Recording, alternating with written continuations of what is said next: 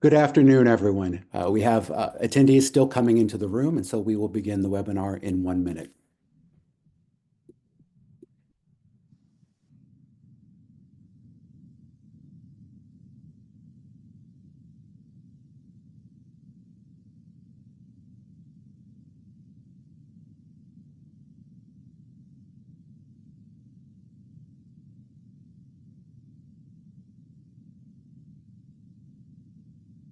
Well, good afternoon, everyone, and welcome to today's webinar, Belonging, the Proven Path to Recruit and Retain More Students. Thank you all for taking time to join us today for this important conversation. We have more than 1,000 higher education professionals from colleges and universities all over the country joining us today. So it's clear to me that thinking about student belonging and its impact on recruitment and retention is a topic that's important to many of us. Today's event is made possible by our friends at Nearpeer. We would also like to thank our colleagues from Inside Higher Ed for facilitating today's webcast. My name is Dr. Frank Ross, and I have the privilege of serving as the moderator for today's webinar. I've spent my entire career working in student affairs, and the past 14 years have been spent as a Chief Student Affairs Officer. Most recently, I was at Butler University, which is a small private residential institution in Indiana, where I served as the Vice President for Student Affairs and initiated the partnership there with Nearpeer. Prior to Butler, I served as the Vice President for Student Life at Rensselaer Polytechnic Institute in New York. But most importantly, I am a proud first-generation college graduate, and I'm thrilled to be here with all of you today. I'm joined today by an incredible panel of higher education professionals, and I'm going to ask them to share some brief introductions. Erin, let's start with you. Well, welcome and thank you for the introduction in setting us off. My name is Erin Lindberg. I am currently the Director of Admissions at California State University, Northridge. I have spent my entire career working within the sphere of enrollment services at three institutions: the University of Wisconsin-Milwaukee, San Diego State University, and of course, CSUN. And so I'm excited to be here and share some of what we're doing on our campus to move the needle with retention and enrollment. Great. Thank you, Erin. Stephanie, let's hear from you next. Thank you. Hi, everyone. I'm Stephanie Hannenberg. I'm the Interim Vice Chancellor for Enrollment Management and Student Affairs at the University of Colorado, Colorado Springs. I'm fortunate enough to be here 20 years, but in this role just a little over 7 months. I'm a nurse practitioner. As my other duties until 8 months ago, I was still seeing patients. I was the previous Assistant Vice Chancellor for Health and Wellness, so this has been a passion area of mine my entire career. I've also been an instructor with our incoming freshman class, first generation student, two-time alumni of the university here, and a past president of the American College Health Association. So really trying to take my passion for what happens on campus to the national level, and served on their board for 7 years and remain very involved with them. UCCS, just a little bit of information. We are a public institution. We have undergraduate, graduate, doctoral programs. We were founded in 1965 with 6 colleges, a little over 100 degree options, with a campus that's 36% students of color, 27% are veteran and military affiliated somehow, 27% military and veteran affiliated, 17% first generation, 34% Pell eligible, and about 15% of our students live on campus, just to give you a little overview of the lens that we're coming from. Thank you. Great. Thank you so much. And today we are very fortunate to have the founder and CEO of Nearpeer with us. Dustin, would you like to share a little bit about yourself and then help our audience understand exactly what is Nearpeer and why are so many colleges and universities finding it helpful in creating belonging for students? You bet, Frank. I'm Dustin. I'm Dustin Minocha, founder and CEO of Nearpeer. And I'll share a few words for context about Nearpeer and results of a recent student survey that inform, I think, some of this very conversation. Everything that we do is to help students feel that they belong, so that they feel more committed and resilient and successful. And it's so important, all of these categories of work around building belonging, because it's literally central to Maslow's hierarchy and so essential to helping students commit and thrive in school. Nearpeer itself is an organization that is really focused on belonging, connection, and community, and through an engagement platform that students use often before they start. That's where we see the greatest impact, is helping students build a sense of belonging before arriving, to improve enrollment and success rates for all students. One part that's unique for us, and I'll be brief here on it, but is that we flip the model upside down for digital engagement. Traditional model is you throw everyone in a group chat and see who makes it through. And the reality is that leaves out certainly introverts and most other students who might feel a little less confident about themselves and who don't want to introduce themselves in front of 1,000 or 10,000 people. The approach that we follow is also more consistent with how humans make connections in real life. And so that means that when we start by first designing for one-on-one connections and relationships first, when they close their laptops or turn off their phones, they end up with real friends in real life. And that's part of what creates the momentum that improves their enrollment and retention rates. And the greatest impact is, of course, students like first gen, those are introverted, Pell eligible, and those that might feel more distance from the campus, either because they're first gen or because literally they might be out of state or international or transfer students and so forth. Although each institution has its own unique culture, and so each university that we serve and each university in the country is different, there's a universal need for human connection amongst these students. And so we serve schools large and small, public and private, from as small as 200 incoming students for a small residential private colleges to 10,000, 12, 15,000 commuter students in public university settings. So a whole wide variety, because each of those students has related needs that they're trying to fulfill and feel that they really belong. And it's such important work around building belonging that we really, really believe strongly and are committed to making sure we know what works. And as one example of that, we're very proud to have conducted this study. It was actually the largest study of its kind, done in partnership with Cal State Northridge. Great to have Aaron on the panel today from Cal State Northridge, or CSUN as they're known, where they, like we, wanted to really understand what works and the impact of Nearpeer. So they literally split their incoming class in half of 12,000 students and followed them for 18 months to see what the impact was on enrollment and then on retention rates.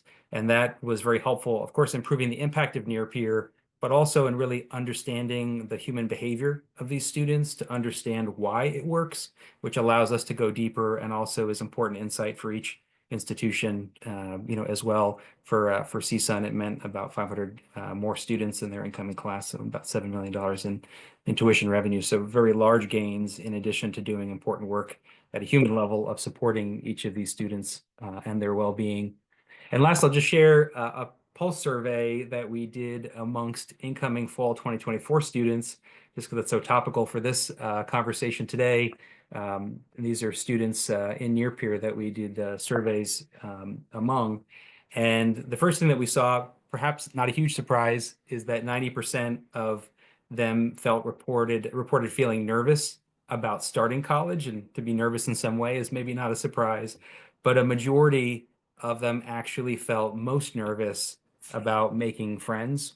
And that was more than academic performance and affordability and many other things that are also very, very important. And it's such an important and challenging dynamic to solve before these students even set foot on campus, to help them feel that sense of connection and belonging. The second is that in our work, we do support ongoing orientation and transition efforts at each of the schools that we serve to help extend the power of those programs. But also 1 in 10 of those students actually reported that Nearpeer was the most effective and most important intervention to them in transitioning to college. Of course, we're proud of that at Nearpeer, but what it also more broadly talks about is that ways that students can actually build human connection and friendships and feel like they find their people have above average impact for each of these students, as much as all the other programming is important too, for compliance and student navigation of other programs. Students really want to know, am I gonna find friendly faces and feel like I really fit in here? The next is that our matching algorithms connect students based on what they have the most in common with. So again, we weren't surprised to see that a majority of new students said that they most meaningfully connected in Nearpeer with people who they shared similar interests and life experience. There's over 3,000 elements that people can put in their profile about themselves. But almost 1 in 10 also said that actually the most meaningful friendship was with someone they didn't think that they had anything in common with. And so helping to enrich the experience and connect students in ways that surprise them too is part of enriching their whole college experience and helping build bonds that they might not otherwise have. And lastly, in addition to helping connect students with each other, which is what drives students into the platform, that desire to feel a sense of belonging, as we saw in Maslow's hierarchy, but about 60% of students also said that the platform was as effective and helpful to them in connecting to campus resources. That's, financial aid, housing, basic needs programs, orientation, and that is really important in taking an opportunity to bring students in to connect with each other and reducing the barriers for them to get the help they need. Because as we know, sometimes the students who most need the help are the hardest to reach. And so helping to be proactive can make a huge, huge difference for those students. And with that, I'll turn it back to you, Frank.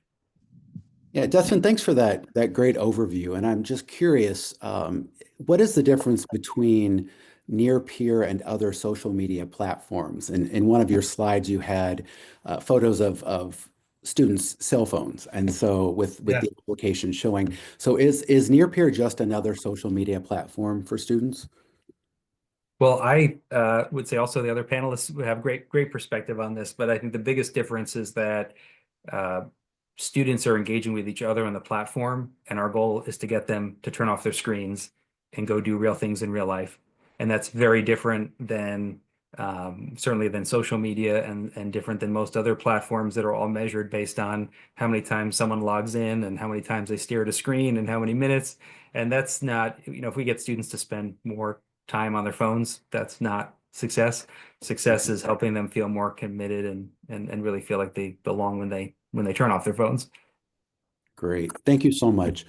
So Stephanie, Aaron, and I have all been instrumental in forging partnerships between Nearpeer and an institution. So I think it would be great for the audience to understand why Nearpeer and what were the factors happening on these campuses that led us to select Nearpeer as a partner. Obviously, everyone today is thinking about enrollment and implementing new strategies to support both recruitment and retention on campus. And so I'd be curious for our panelists to talk a little bit about what was happening at their institution and why was Nearpeer selected as a good solution to supplement the recruitment and retention efforts already happening on campus. And so Stephanie, let's begin with you. Can you tell us what was going on at UC Colorado Springs and why Nearpeer? Yeah, so I think what I will share, everybody has felt, as somebody who managed COVID for 15,000 people on campus, was very heavily involved in the impact it was having. And in this population, the mental health toll was actually worse than the health toll for our specific students. And so what we've seen post-COVID is that students are coming in less academically, socially, and emotionally prepared kind of while they're at college, and the mental health needs just continue to grow. So what we're hearing from students really is they really are trying to find their niche and belonging and really find that support that they need. And we knew that our retention continues to be the same. If you look at our 20-year retention on campus, it stays pretty much the same. And we keep hearing from students that they aren't as engaged as they need to be. So our big push was, how do we help them feel like they belong on this campus? They find somebody that they can create a friendship with so that they have that additional support. What's really unique too is our residential student retention was just slightly lower than our commuter retention, which is not the norm across the US. And so how did we really focus some of our energies very intentionally around this group before they even arrived, so that when they got on campus, they would find those connections. So that was a huge reason why we really thought this would be a good partnership.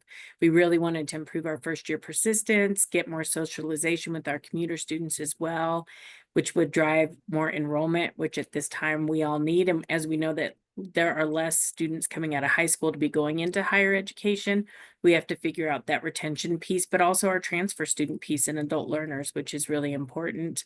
And we're really trying to become a designated wellness campus. So this sense of belonging tied to mental health was important. And again, just increase our retention overall. Great. Thank you for those insights. I think I'll piggyback on what you shared and talk a little bit about Butler University. Again, very different institution type. Butler is a small residential private institution of about 5,000 students. And I should proudly say that Butler, for the past 7 years, has been ranked the #1 university in the Midwest by U.S. News and World Report. And what we found at Butler was a campus-wide emphasis on looking at the first year experience. And so Student Affairs was partnering with our colleagues in enrollment management and academic affairs, and the John Gardner Institute in a process called Foundations of Excellence, where we across the campus were taking a real year-long deep dive guided self-study into the experience of first-year students at Butler University and looking at how they interact with each other and their success both inside as well as outside of the classroom. We had a campus-wide committee of about 100 folks, faculty and staff from all areas of the campus, who were reviewing data on our first-year students and helping to identify areas for improvement. And so what came from this year-long process was a pretty significant document that identified many recommendations for improvement that would guide our collective work as an institution. One of the things that we learned through that process is that Butler first-year students overwhelmingly were very satisfied with their experience, but they did let us know that one area for improvement would be to help them make connections with each other. They were interested in that social connection piece. And so at first, that was a little surprising to me as a small residential institution where a majority of our students live on or in proximity to campus. I was a little surprised, to be quite honest, that they were seeking out assistance and making those connections. But I think it was a good reminder that even at a small residential institution, it's important for us to think about how do you personalize the experience and make it meaningful for each student. Another area of opportunity that we identified through this process was the need to improve communications with our first year students, and specifically around connecting them with the resources that we had on campus. And like most universities, we had so many resources to support the students, but if students aren't aware of those resources or how to engage with them, then that's a challenge. The third area of opportunity that we identified at Butler was a real need to better connect with parents and family members of first-year students and have them engage as part of the process to supporting student success. And so as those specific opportunities really fell within the realm of student affairs, I was looking for an innovative way to address those, and specifically was searching for a technology solution that could assist. And that's where Nearpeer came in for us. Aaron, what about you? Tell me about your institution and why Nearpeer was a good solution for you. Sure. So CSUN is a large public university. We're designated as a Hispanic serving institution, and we're located in the San Fernando Valley, which is, again, a largely Latinx population. The majority of our students are Pell eligible. I believe we awarded $122 million in Pell grants last year, and the majority are also first generation. Like Stephanie, the confluence of enrollment management challenges with COVID created an environment in which we really needed to think strategically about how we were going to engage with students. Now, a little background about the California State University system. There's 23 campuses. We're the largest public university system in the world. And so we serve hundreds of thousands of students as a system. Until recently, we didn't have to look for students. We were actually really over-enrolled. And in 2016, CSUN began engaging with a term we use in our system called impaction, which means there are more students wanting to be at a campus than the campus can accommodate. And so there's regional impaction. So we had a local area, local students got a preference, and then we had a non-local area. Very confusing. I know it's a very weird paradigm for most of you, but this was the world we were living in. Now, majors could also be impacted. So at CSUN, we had 6 impacted majors, and they would have higher GPA requirements for eligibility into the campus. Now, some CSUs, all of their majors are impacted. So I was at San Diego State, and that was where the environment there. Again, more students wanting to come than we could accommodate. At one point, CSUN had over 42,000 students. We just couldn't handle it. And one of the ways we didn't encourage students is we really weren't communicating with them. Well, now shift to 2020, COVID, and the declining applications and enrollment, we knew the decline was coming. We had to do something different. So we connected with a colleague at Fresno State University who had already engaged with Nearpeer.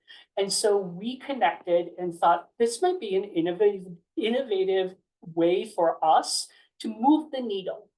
And as Dustin mentioned, we approached it in a slightly different way. And part of this was because of skepticism on our campus. Why another thing? Why another app technology? So we conducted the survey that Dustin referred to, and we saw significant differences in the less likely to melt amongst our transfer students, males, first generation, and significant less likely to melt among our Black and African American students. This then really opened it up the next year. So we started this in fall 2022, and then every student was engaged for fall 2020. I hope that helps, Frank.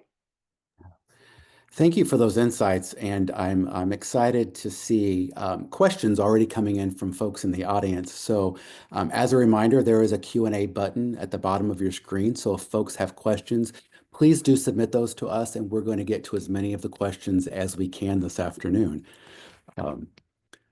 So I see lots of threads of similarity between our 3 stories, and obviously some contextual differences about the types of institutions. And Aaron, I can tell you a lot of us out there are jealous that California had more students wanting to be there than you could enroll at that time. So let's fast forward and talk about we are implementing Nearpeer at these institutions. What were your specific goals for your partnership with Nearpeer, and what were the results? I'm really excited to hear, after the first year of implementation on each of these institutions, what did you see? And Stephanie, I think you're the first or the newest adopter of Nearpeer on the panel. So let's begin with you. I'd love to know, what did you see at your institution in the first year? Yeah, so we aren't even a whole year in. We adopted this in July and hit the ground running pretty hard and fast. But we had amazing results already. We had 63% of our incoming first year students adopt it. When I was standing at move-in, greeting all the families, every single student that I was out there with for a few hours, -1, had already adopted it. So it was amazing to see that all of these students had taken advantage of this. As you can see here too, we had 17,638 friendships and connections made, 26,712 one-to-one messages. Most students had about 24 unique interests listed, which really helped them connect on very unique things. We had a group of students out. We have a little farm on campus. We call it a farm.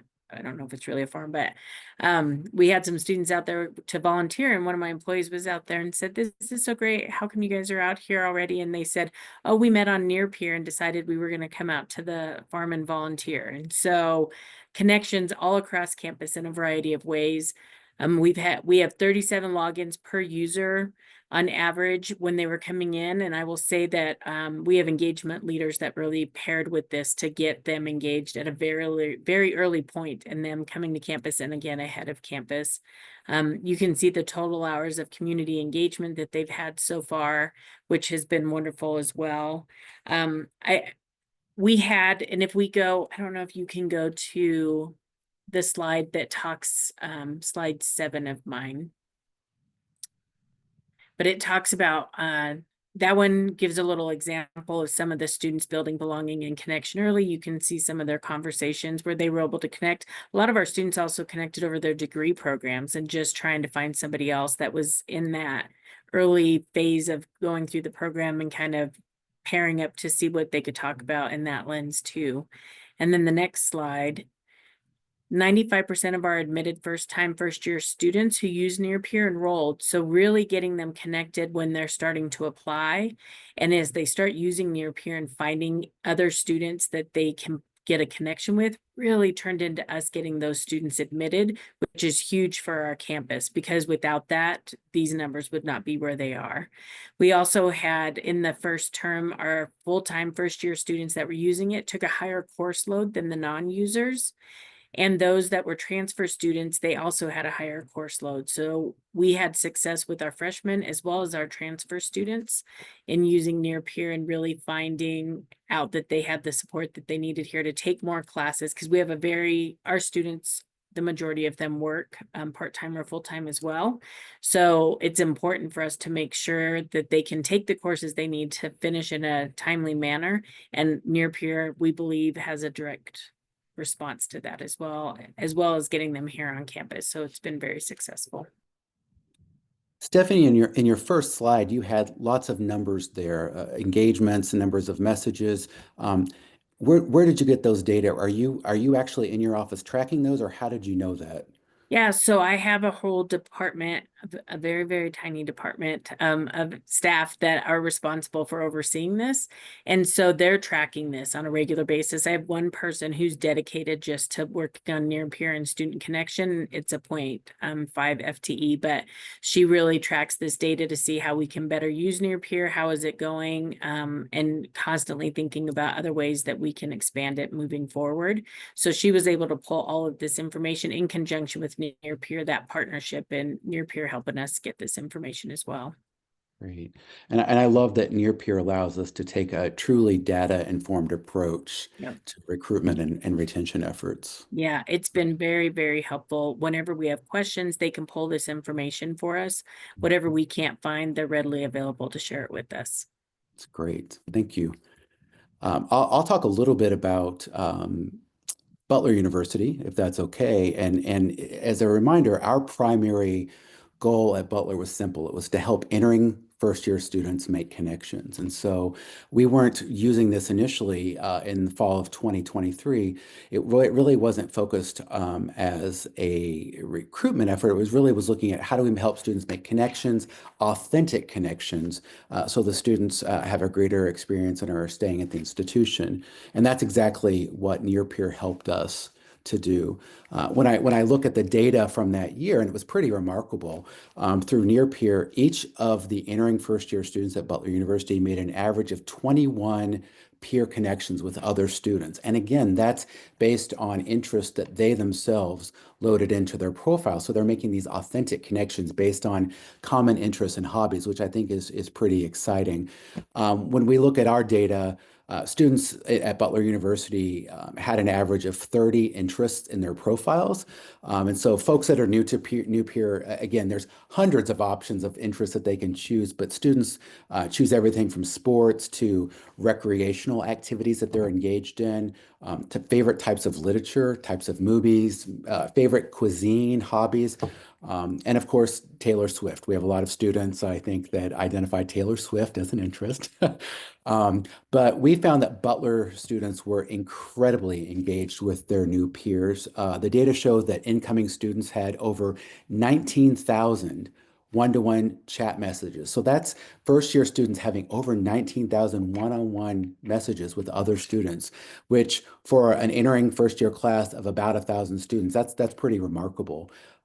We also had over 1,800 group chat messages. So that is a student posing questions to the entire first year class and Butler administration to get responses to. So again, we were seeing quite a bit of engagement and really meeting that goal of connecting students with each other. But I really think it would be most powerful to hear from a Butler student who's going to tell you about his experience making connections with Nearpeer.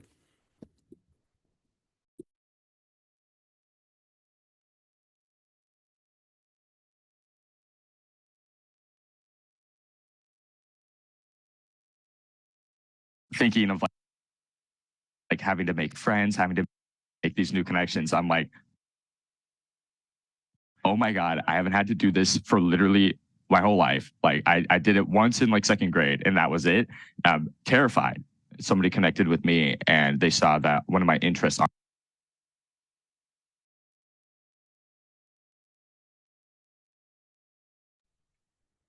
thinking of like having to make friends, having to make these new connections. I'm like, oh my God, I haven't had to do this for literally my whole life. Like I did it once in like second grade and that was it. Terrified. Somebody connected with me and they saw that one of my interests on it was like gym, working out, things like that. And now I have like a gym buddy to go work out with at Butler before I even have stepped foot on the campus.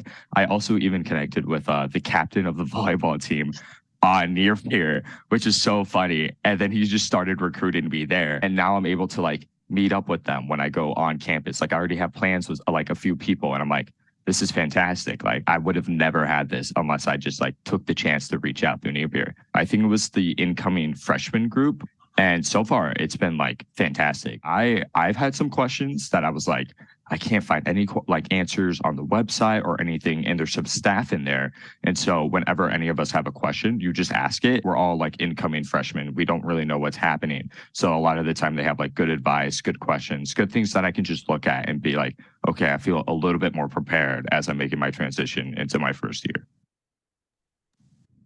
Thank you. I love that video, and I think it speaks to the incredible access that Nearpeer gives students to resources right at their fingertips. And anytime that they have questions, there's someone there, whether it's another student or someone from the university, to respond.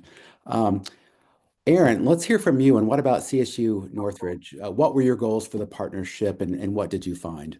Sure. So we had two main goals. Of course, creating that sense of community and belonging was our number one goal, and a charge, to be honest, from our president, Erica Beck, that was part of her roadmap for success for our campus to really make community easier for our students to find. As we did the first study, melt was a major concern of ours, and so that helped us with our yield efforts. Just a little highlight about fall 2024, we had 3,900 students who adopted Nearpeer, and that's about half of our admitted freshman and transfer class. 26 of those students were transfers. Our students make an average of 14 connections with a total overall of 53,000 connections. What I love is that our international students are connecting with each other before they come to our campus, talking about the visa process, talking about deadlines, all the logistical things, but also, am I going to have friends from my country? There were also students, domestic US students, going into the international group and making friends with people in other countries, which I just thought was a wonderful way to see community build. Students typically have about 26 interests. And what I love is that CSUN was able to add some of our own interests based on where we are. So I remember one of the first things I said is we need to add Disneyland, the Universal Studios, and Six Flags Magic Mountain, because those are theme parks that are very popular with our students. And in fact, when we look at our top 10 of the most popular interests, cats and dogs are number one, and they have been since the beginning, but Disneyland's on there in the top 10. And so that really lets us have a curated list for our students, which I just thought was terrific. One thing that we're very proud of is that for our 2024 freshman chat, we had the largest number of incoming of single group messages and chats, over 13,000. So these students are using it. One thing that I love is that some clubs and organizations have kind of grown out of this. So we have many students who have children. So there is a group now on campus that is really has an intentionality to help serve those students. And so we see this growing as we keep on going, continue with Nearpeer. One thing that we do in the summer is a summer movie series. And we actually looked and saw, okay, we're doing a movie that's Marvel. Let's go tell these students who have an interest in Marvel that this movie is being offered, right? Inviting them to be on campus in the summer before we even begin. There's so many creative ways to use Nearpeer and to engage. And there's, different levels. You have peers now on our campus, student assistants and graduate students, they're running the show. Mm-hmm. And I'll be honest, one concern was, are students going to post anything that is controversial or language that's inappropriate? We have had one instance of us having to contact a student about their post. Other than that, they self-monitor each other. So it's really amazing. Aaron, I appreciate your sharing your insights and those examples of areas of interest. And I think back to earlier in my career when I was working in student activities and doing new student orientation, and how wonderful it would have been to have an automated list of all the interests of the incoming first-year students that really could help drive programming on campus and the activities that we do to engage students. And now Nearpeer makes that so easy because the students are telling us what they're interested in. So I really appreciate those insights. I'm looking at the questions in the chat, and lots of our attendees have questions about the logistics of how did we make Nearpeer happen? And I wanted to get into a question about funding and realizing that we all have limited budgets at our universities and colleges and many different and sometimes competing funding priorities. And so curious about how each of you funded your partnership with Nearpeer and who made that decision. I'll jump in to say at Butler University, as the Vice President for Student Affairs, I reallocated resources within Student Affairs to run this as a pilot initially to see if it would work. And what I didn't want to do is, spend 2 years thinking about would this be a good initiative or not to try it. Let's just launch it and pilot it and see how it works. And it was very successful. But we funded this out of Student Affairs. But I'd be curious hearing from you, Stephanie, how did you fund this at your institution? So we had received some one-time funding through our CU system office, some president initiative funding, and we had different pockets. We had some that could be for mental health and some that was around recruitment and retention. And so we actually used that very similar to you. We were like, let's launch Nearpeer. We knew we had an issue. We decided we wanted to try a couple things, and Nearpeer was at the top of our list. And so we used that funding to help us get 3 years of data. So we paid for 3 years so we could actually get good data, because sometimes what we found is we don't give things long enough to get enough data to see impact. And so we're already getting data that shows impact. So the plan was we would use the one-time funding and then roll it into our funding through enrollment management and student affairs, because if we can see increased enrollment through retention, then that would be a huge way for us to go ahead and fund it. And so far it's been very successful. So we have a couple more years to collect data, but that's been our plan. Great, thank you. And Aaron, what about you? How are you funding this at CSUN?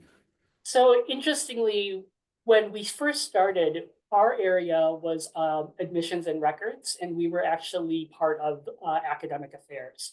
And so when we started talking about this pilot program, that was how it was funded through our associate vice president, who was actually interim at that time for enrollment management. Then the next year, we actually moved to student affairs, and in the enrollment management umbrella was formed, bringing together the typical offices usually involved: financial aid, recruitment, admissions, etc. And so now this is part of our funding out of student affairs right now. Dustin, I'm just curious, as you work with many colleges and universities across the country, are you seeing any other ways that schools are funding this partnership? I think everyone covered a lot of the great ways. I would add a couple, which is foundations, either national foundations or the foundations tied particularly to the institution because of the results and the research that demonstrates effectiveness that can help make funding possible through foundations. That's a big one. And the other is for some schools, we see this more at smaller private schools where just the ROI, the business case around both helping students, but the impact on tuition revenue is so strong that being able to make that case with their chief business officer or CFO, can be a natural piece, as well as, of course, coming out of traditional budgets of enrollment management or student affairs. Okay, great. Thank you all for those insights. Lots of questions coming in from the audience asking about specific student populations and how Nearpeer is benefiting different groups on your campus. And I think one of the great benefits of Nearpeer is that it's successful in helping all students, belonging and helping in the recruitment and retention of all learners. But I'd be curious at the various institutions represented on the panel, how have you found Nearpeer beneficial in supporting sense of belonging for different groups, whether it's first generation students, Pell eligible students, transfer students, commuter students, adult learners, online learners, students that are academically underprepared, other represented students? Would love to know what you're seeing on your campus and any data to support that. Erin, we'll start with you. You're coming from a large institution whose student population is diverse in many ways. What are you seeing at your institution? So I certainly see our students who belong to specific cultural groups really activating with Nearpeer and finding their tribe. And that's a word that our students will even use. I found my tribe on Nearpeer. And so there is concern about it from our first generation students. They don't know the questions to ask. So you don't know what you don't know until you know it, right? So these students are helping guide each other. And what I love is that we can step in as facilitators and moderators to say, oh, wait, that's not the right date. This is what you should be doing. And they're learning together how to navigate the university, which is a large entity, right? What I loved about the Nearpeer is that, universities used to say with resources, well, students can come to us for our resources. Well, now we're going to them. We're meeting them where they need it to be. And I think our students, again, like for the study pointed out, our transfer male, first generation and Black and African-American students saw considerable gains. They were less likely to melt. Now, even for fall 2024, for those who adopted Nearpeer, our melt rate was 8.2%. For those who did not, it was 26%. And again, that's not disaggregated amongst groups. I would love to do that. There's a lot of other research I would love to do in data, looking at even our first group from 2000 to see how they're doing. We have not done that yet. That's something I think we'll be working on in the near future. But again, I think it's all of our students are benefiting it, and they have intersectional identities. So they're able to find all their different pockets in one spot. Great. Thank you, Erin. Stephanie, what about you? Yeah, so if you're looking at students overall, we know that Nearpeer contributed to us having a 24% decrease in our fall term attrition this past fall, which has been huge because I used to always tease parents at orientation and say, when your kid tries to get in the back seat after you drop them off, don't let them. Like, they'll be fine, leave them with us. And so this actually helped a lot of students not try to get in their parents' back seat. And so they were able to stay here, which has been huge. If you look at this data, our Nearpeer users persisted at a higher rate than our non-users by 6.12%. And that's an increase for us overall this fall. They also, and it was across our demographic groups. Our GPAs for the Nearpeer users were 3.44% higher compared to the non-users. And then those first-time full-year students, that had a GPA below 2.0. And I will just say that I think you're seeing more and more of these students, which ties back to a lot of our students not coming in as academically prepared as they were before. So you don't want to give up on these students, because that first semester, they're really trying to navigate, like, what does this look like, and having those support systems. But we were able to keep them at 16.29% higher than non-users, which is huge, because again, this second semester, hopefully you're giving them that chance so they can stay.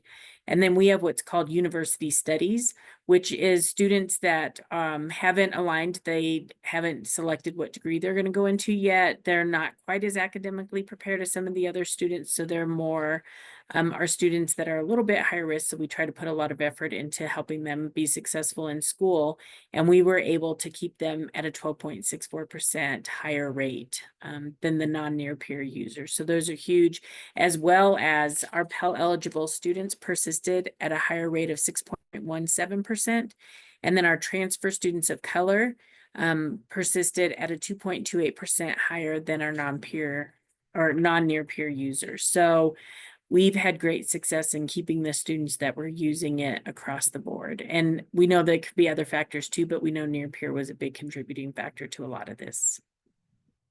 Frank, I'll just jump in and say, with particularly this insight around students who had challenging GPAs, some academic challenges, it just shows the importance of course, with Nearpeer, but for the audience and all of their work building community and belonging before these students start, how important it is to do that, because once they're in, call it crisis or close to that, that's often when they're looking inward. And so that's part of why it's so important that they start and they show up already feeling a sense of belonging through, programs like Nearpeer, but all the other programs that schools are doing to build that connection, to help them be more resilient when they have these kind of challenges.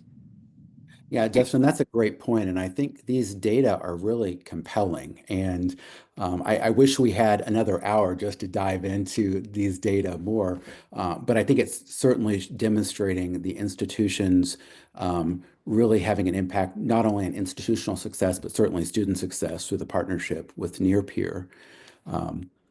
I can talk about Butler if you want to pull up this slide for our success that we saw. Thinking of like having to make friends. I'll pull that up right now. Having to make new connections online. So at Butler, again, Butler is a predominantly white institution, and again, small private liberal arts residential institution. So very different institutional context. But I think if you look on the screen, you'll see some pretty impressive stats. So 60% plus of incoming first-year students adopted Nearpeer. So this was absolutely voluntary. 60% the first year, that was fall 2023, and last fall 24, we saw an increase beyond that, which was amazing. The next two stats, I think, are really compelling outcomes, particularly as we talk about the impact on well-being and specifically students' mental health. So 87% of our entering first-year students at Butler University report that utilizing Nearpeer helped them present a more genuine version of themselves to their classmates. And I think that's a really amazing statistic. And if you think about the students that are dealing with the all of the potential barriers of coming to college and wanting to present themselves in an authentic way, I think it goes back to your point that you just made, Dustin, about the belonging before arriving. It really helps students, I think, minimize that anxiety. The next stat shows that 39% of students that utilized it indicated that they felt less anxious for the start of the school year because of Nearpeer. They were making those friendships with students before they even stepped foot on the campus, and that really helped them in terms of their belonging and their acclimation to the university. The last stat, I'm so proud of this in terms of support for first generation students. 44% of first generation students indicated that it helped reduce their anxiety for school. So again, you think about a population of students, and as a first gen graduate myself, I remember what that was like. But these students, it really helped them start the school year on the right foot. And so I'm really proud of that. Okay, I'm looking in the questions from the audience, and we are getting some questions from folks wondering, how was this implemented? How did you go about doing it at your institution? What time and effort was required on your end? Did you utilize peers at all in this process? So would love to hear from our panelists. How did you implement Nearpeer on your campus? And Stephanie, let's start with you. Yeah, so again, we decided in July, let's do this. And so we just hit the ground running, immediately opened it up to all the students that had applied to UCCS to try to start getting them engaged. And then very intentionally, after meeting with Nearpeer and really learning some of the best strategies that they've had, that other schools have used, where you really involve your peers. So they don't really want to hear from me as much in those platforms. So really, how do we talk our peers through how to engage them? So again, I talked a little bit earlier about our engagement leaders. And those engagement leaders we hire on campus. We hired 30 of them. Our hope is this coming year to have 60. And they're some of our top leaders around campus. They're very engaged students. They know, they attend the events. They like to do a lot of stuff. And so those engagement leaders outside of Nearpeer are given a set group of students that are coming in, first-year students. What they were also tasked with is engaging them on Nearpeer. So if they had this group of students and they found that they had students that weren't engaging in things, they tried to use Nearpeer to find some of the things that they enjoyed, some of their interests, and then pull them into connecting with others or attending things on campus that met their interests. So great interactions back and forth with the individuals, but really peer-led. And then using our staff, putting them in there too. I think it was you that talked earlier about, or maybe it was Aaron, highlighting resources and making sure that our incoming students really knew what resources were available right from the beginning and limiting staff use around that. But we had a staff member, as I mentioned, that was dedicated to really trying to launch this initiative for us with others involved. And then as a division and as a campus, all of us were pushing Nearpeer in every aspect, from the chancellor down to every faculty and staff member, to make sure that we showed the commitment we had for our students to get engaged and find their sense of belonging here. So it was a great campus-wide effort with lots more to come since we're only about 7 months in. Good, thank you. Aaron, what about you? Sure. Well, first initially started with myself and the director of student outreach and recruitment. We were the ones steering the implementation. We were the ones who actually were steering the first survey that we did that we mentioned earlier. I will say that technologically, the lift was light. There was little for us to do as far as setup would be concerned. We identified moderators for groups. At first, that was staff, and staff was concerned, is this going to be a lot? And so I became a moderator of one of the areas in admissions. And I could go in once a week for 5 minutes, maybe at the tops, and that was it.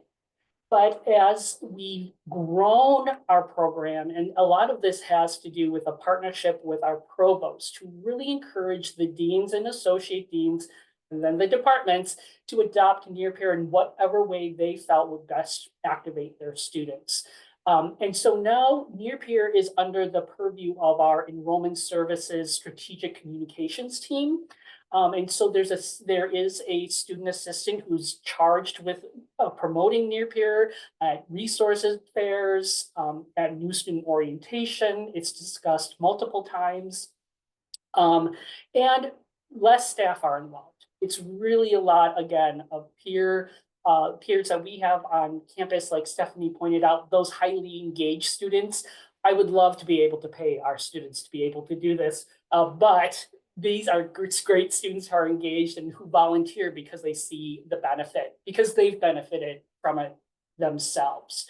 So if people are concerned about, well, do we need another thing, another app, another technology? If it's Nearpeer, I would say yes, because it was such an easy thing for us to do. And the benefits, I mean, listen to Stephanie's results. That's amazing. I have so many questions for her. So I hope to engage with her and say, hey, what are you doing to make that happen? So I think we at CSUN are moving into, we're really 3-4 years into our enrollment management plan. And now our emphasis is highly on retention and closing equity gaps. And so how can we use Nearpeer to do that? I think that's an exciting question for our campus.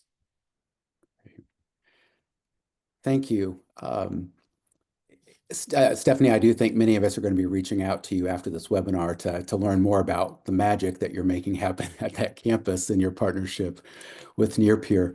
I'm mindful of the time, so I'm going to try to squeeze in another question quickly from the audience. But it looks like these three institutions have had tremendous success thus far with the partnership with Nearpeer, both looking at from a retention standpoint as well as a recruitment standpoint. So I'm curious, thinking about moving forward or looking into your second year, what are the other innovative ways that you're considering utilizing Nearpeer? Are there other campus partners you're thinking about engaging? New ways to help students make these meaningful connections? And I'll jump in. I can talk about from the first year that we implemented Nearpeer at Butler University in fall of 2023. The change that we made into the second year was we partnered strategically with enrollment management. So in our first year, we launched this through student affairs, and it was really connected to our new student and family programs office as an orientation function. But we strategically partnered with enrollment management for the second year, and that was a game changer. And so the university was loading students. So these were students who had been admitted to the university. We were loading them into Nearpeer much earlier in the enrollment funnel than we had the year prior. So it was really 6 months before. And so I'm so proud of the fact that that year, 67% of students last fall said that their engagement with Nearpeer influenced their decision to enroll at Butler University. And so if you think about fall of 2024, this is when everyone was dealing with FAFSA. And so the fact that students, 67% of students said, yes, because I engaged with Nearpeer, I was more likely to make the decision to come to your university, I think was phenomenal. So I think for Butler University, one of the innovations was student affairs partnering with enrollment management and opening up students access to Nearpeer much earlier in the process. Aaron, what about you? Any new innovations or new ideas of how you'll utilize Nearpeer moving forward? So as I mentioned before, in the first year, it was just admitted students, and it was that control group that we did. The second year, we actually decided to add what we would call a badge process. So students were invited into Nearpeer when they applied, and then when they got admitted, they would get a different badge, right? And it's so something that they could have on their profile. And then when they submitted their intent to enroll, they received another badge. And those type of motivations for our students, we know that they like that. And so that's worked effectively for us. One thing that I've been thinking about is how can we use Nearpeer to re-engage our students returning to CSUN? There's a large effort in the system to re-engage with students who either left in good standing or maybe on academic notice. And how can we re-engage with them and use Nearpeer as a tool to do that? That just kind of is percolating in my mind as a next step for fall 2025. Great. Stephanie, what about you? So we have been watching, some of our applications are down due to something that happened, but our matriculations are up. So I'm very excited to dig into some more data to see if it is that connection piece, which I believe is directly tied to this. But we are using Nearpeer now for everybody who's applying to get them connected, to very intentionally try to get them to become students. Because as you saw before, that was kind of a big thing for us. The ones that were using Nearpeer were much more likely to become students here. So pushing that pretty heavily. Looking at, I have 32 departments and programs that report to me, and obviously we're trying to become a campus known around our well-being. So really engaging our campus partners even more. We're embedding well-being into our classrooms, and Nearpeer is a part of that. So not just our first year experience program, but in everything that we're doing on campus. That's a new pilot we're doing as well. And then I think we could do a better job pulling in the families and the parents into some of this, because of the timing of us launching. I think that's our next big step, is how do we do that, as well as we are revamping our residence life and housing program. And I'm doing a big push to try to align better the interests of our students with their housing options, which we've always asked questions, but this is so much more comprehensive. And I think will help our housing students really find their niche to stay here. Great, thank you. So we are at the end of our hour, unfortunately. And Dustin, the audience is very engaged. Questions keep coming in, and so if folks who have tuned in today would like to learn more about Nearpeer, the benefits of adopting this to better enhance student belonging, what can they do? What should they do? Yeah, there's two links, and I think they'll be chatted out here for everyone. If not, we'll send them after. But you can also email me at dustin@nearpeer.com or belonging@nearpeer.com, and feel free to reach out with any questions you have if you'd like to explore. I will just say, because I think everyone, myself included, is always thinks twice about sharing their info. One thing we do commit is that we will talk to a real expert. You won't talk to people to be screened, to have the second meeting be useful. We'll make sure that your time is respected from the very beginning, and we won't spam you. So if you do have any questions, please do feel free to reach out, and we're glad to pick up the conversation, as well as if you have any other information or questions about some of the insights that Aaron and Frank and Stephanie have covered here. Great. Thank you so much. So we are at the end of our time today. I'd like to thank all of the audience members for joining us today. Again, we had over 1,000 higher education folks joining us today for this very important and timely conversation.